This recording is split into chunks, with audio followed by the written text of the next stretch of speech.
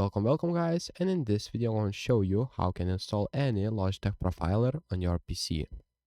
So basically what you'll need to do is open the browser and type Logitech support, and after that go to the Logitech customer support and business support on the second link, and this is the official website of Logitech.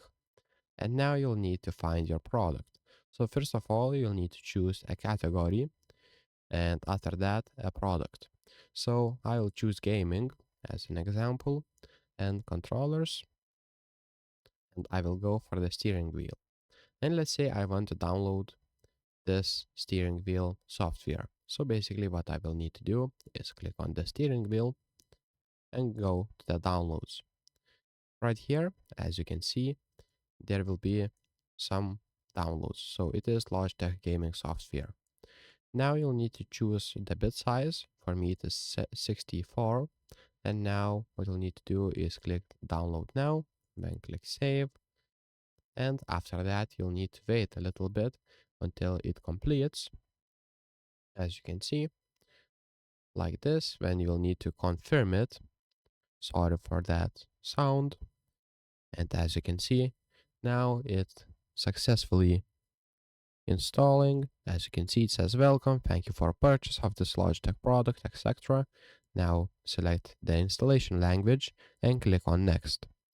Now select the license agreement, just read it and click accept. And now you'll need to wait until it completely installs on your computer. So as you can see, you will need to go through the setup.